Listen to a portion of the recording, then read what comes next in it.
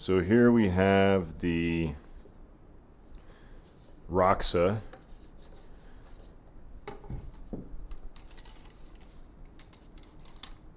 R3 130 Ti. And this is what I did to make this boot ski better and fit better. So I took the left boot just as the sample, and I put in cuff alignment on both sides. I stole these, I think, from an Atomic boot, an old Atomic boot, and I put that on both sides. Then I took the whatever this flex mechanism is that comes with the boot, and I took the rivets out. Yeah, the flex mechanism right here. Took those rivets out and then turned it upside down so it looks like that.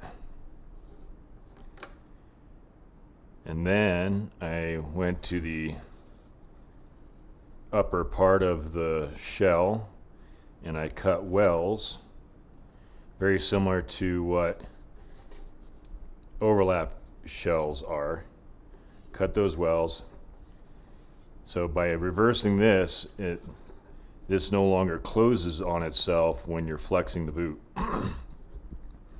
I also stuck a pin just below where the just below here where the walk hike mechanism comes down to give it more of a positive lock. So those are three, I think, the most important things that they need to do with this boot. Is A, the cuff alignment, because when this boot out of the box with no cuff alignment is pretty much vertical right up the center line of the boot, so if you have any kind of a bowed leg, then your inside edge on both skis is very grabby if you have any kind of bowed leg. The other thing I did to make the boot more comfortable was I heated up with a heat gun both medial and lateral aspects and put it on my stretching ball and just domed it up. I just rubbed the ball back and forth across here to give it more of a dome shape for those people who have a high heel. The stance of this boot.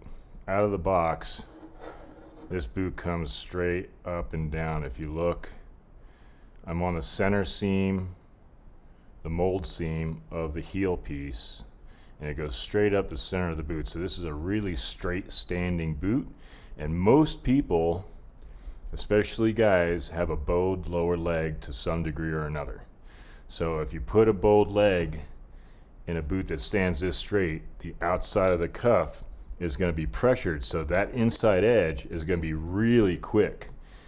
And I actually skied this boot out of the box, and I caught that inside edge so quick that it threw me over the handlebars. So then I took the boot in after the rep gave it to me. He said, do whatever you need to make it work, and I showed you the modifications I made earlier.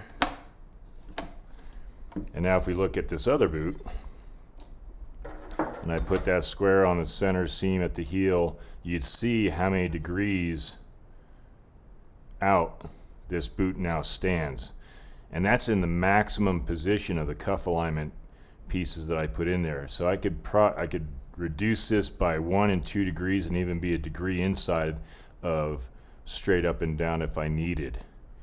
But for me, having that cuff stand like that made this a much smoother skiing boot.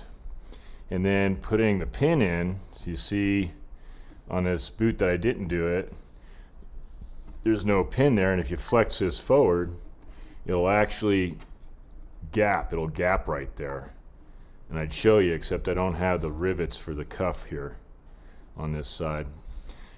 This one, now that that's in there, when you flex forward, it's locked. It's not going anywhere. So you get a much more positive connection to the lower shoe when you're skiing. So if you have a ROXA R3 130 Ti and you're having trouble with it, this is the way to go. Just, you know, find somebody who's got some cuff alignment parts and install them right where the buckles attach. So underneath here and underneath here is where I've got those cuff alignment parts, and you can see how much more tilted that cuff is.